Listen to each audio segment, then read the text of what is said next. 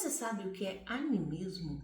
Eu sou a Ariane, psiquiatra espírita, e hoje você está me incorporando onde falamos tudo sobre mediunidade, tudo mesmo. E não dá para falar de mediunidade sem falar de animismo. Animismo vem de ânima, a própria alma, ou seja, aqueles fenômenos que a própria alma do indivíduo faz, que não é considerado exatamente uma mediunidade, porque não há interação, e mediunidade quer dizer meio, intermédio, e existe, portanto, ali uma relação, uma intermediação, que não existe no animismo, é o próprio médium, a própria pessoa que faz.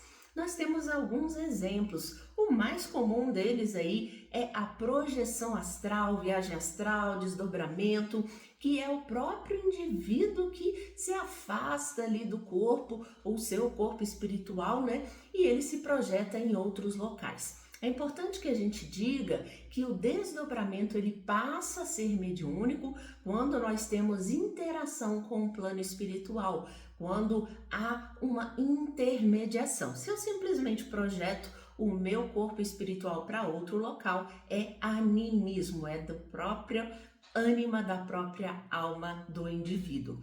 Outras faculdades nós também temos, como por exemplo a telecinesia, você mexer objetos, não precisa de um espírito ir lá mexer para você, você mesmo pode mexer qualquer tipo de objeto, se você aprendeu a fazer isso, é claro.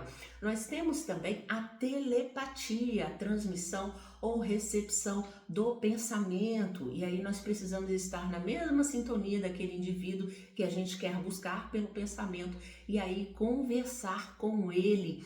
Não é algo muito fácil de fazer, mas também não é impossível, principalmente se é alguém que você tem mais afinidade, que está mais próximo de você.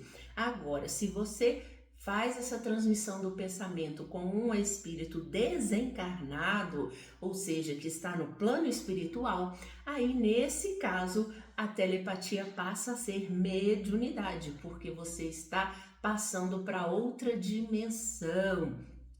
E a gente tem também outras faculdades, como a clarividência, a clareaudiência. Vocês já viram aqueles casos de uma pessoa que vê o acidente de um filho, de um ente querido? E como é que ela vê esse acidente, gente? Ela se projeta e ela tem a visão daquilo acontecendo, se chama clarividência. E ela pode escutar ali também os barulhos, e aí é clareaudiência. E essa é uma faculdade também do indivíduo e não envolve outros espíritos, não se configura ali mediunidade. Agora é importante a gente dizer que o animismo está presente em todas as faculdades mediúnicas. Sim, porque o médium não vai intermediar, não vai interpretar o pensamento do espírito, portanto ele está ali no meio. Se ele está ali no meio, ele influi de alguma maneira. O espírito só consegue se comunicar conosco utilizando ali o arcabouço do médium, os pensamentos dele, as emoções dele, as memórias que ele tem, seja aqui dessa encarnação, pode ser também de uma reencarnação passada. Por exemplo, aquele espírito quer se comunicar em inglês e aquele médium não fala inglês agora, mas falou no passado, então está na memória daquele médium e ele consegue sim trazer essa mensagem em inglês. Então, se ele por acaso nunca teve contato com o inglês, ele pode dar uma mensagem em inglês? Até pode, assim, mas a dificuldade vai ser muito grande, vai ser ali ditando palavrinha por palavrinha, letrinha por letrinha, e é mais provável que esse espírito busque alguém que lhe dê mais facilidade na sua comunicação e prefira dar a mensagem de uma outra maneira. E aí muita gente acha ruim porque o médium está interferindo na comunicação, ele não pode fazer isso. Gente, ele vai fazer isso, é impossível que ele não faça. O médium nunca é nulo, mesmo naquelas faculdades ditas mecânicas, né? Tá ali só o braço escrevendo, mexendo, ainda assim tem que utilizar o arcabouço do médium, porque vai entrar a mensagem pelo centro coronário, centro frontal, e aí vai passar pela pineal, pelo sistema nervoso daquele médium, alguma interferência vai ter. Agora, quanto menor for essa interferência, quanto mais limpa sair essa mensagem, melhor, né? Inclusive, a gente tem que pensar que o animismo não é de todo ruim e pode até ser uma coisa boa. Já pensaram aquelas comunicações que o espírito chega agressivo, quebrando tudo? Se o médium não tiver um mínimo de contenção, ele vai machucar todo mundo, vai se machucar, né? Vai gritar, vai fazer um escândalo, e a gente orienta, inclusive, que não se faça isso. Se ele não vai fazer isso, é porque o médium está interferindo por meio do animismo, por meio da sua própria alma. Portanto, pode ser uma coisa benéfica. E pode ser uma coisa benéfica, inclusive, para a comunicação. Quando nós temos, em muitos casos, aquelas cartas que são enviadas para entes queridos, e às vezes aquela pessoa que veio lá se comunicar, o espírito ainda não se encontra em condições plenas de escrever uma mensagem, e o médium pode auxiliar sim a que ele consiga organizar melhor os seus pensamentos para passar aquela mensagem. Também nos casos em que aquele espírito está adoecido e aí de repente ele não consegue levantar um braço, não consegue falar, e o médium consegue, por meio dos seus fluidos, auxiliar com que ele fale, com que ele se expresse, e isso faz parte do animismo também. Então a gente não deve demonizar o animismo como se fosse um pecado mortal, uma coisa unicamente ruim. É claro que se eu interfiro, principalmente de forma intencional naquela mensagem, aí sim é um animismo, mas passa do limite do animismo e passa a ser uma mistificação, uma enganação. E aí aquele médium, claro, vai ter que depois arcar com as consequências do que ele está fazendo, né? Afinal de contas, não é correto.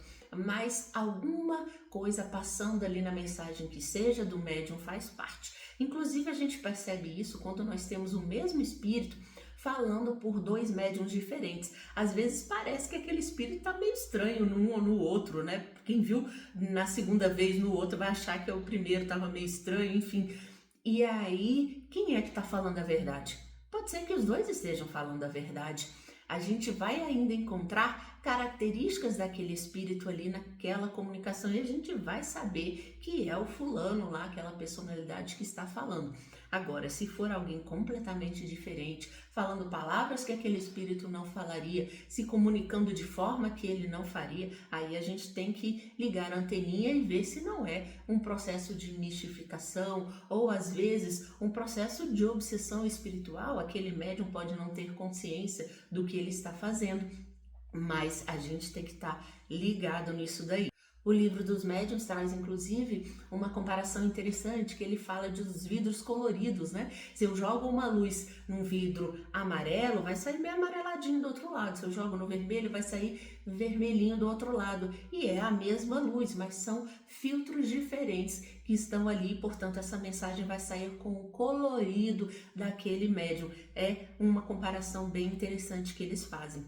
Agora, a gente precisa trazer aqui, como eu disse para vocês, dos processos auto-obsessivos e das obsessões espirituais que fazem com que o médium sempre se comunique da mesma maneira, ou trazendo uma personalidade sua de uma reencarnação anterior, ou trazendo a personalidade aí de alguma fixação mental que esse obsessor está trazendo para nós. Lá no livro Nos Domínios da Mediunidade, existe um caso que André Luiz conta pra gente de uma senhora que começa a dizer que está sendo apunhalada, e aí ela começa a gritar que está em muito sofrimento, tudo, e André Luiz não vê nenhum espírito ali e pergunta, né, para o seu orientador, e esse orientador explica para nós que na verdade aquela irmã se comunicava como se estivesse naquela encarnação passada. Ela fixou tão firme na sua mente aquela imagem mental que agora ela parecia verdadeiramente incorporar a reencarnação passada e dá a impressão ali nos presentes que era um outro espírito que a estava influenciando. E ela fazia isso toda vez que ela se aproximava do seu espírito obsessor. E ele estava ali presente, só que ele estava distante, não estava literalmente numa conexão com ela. Mas só de ter o gatilho ao vê-lo, ela mesma entrava nesse processo de fixação mental e incorporava aí a sua personalidade passada.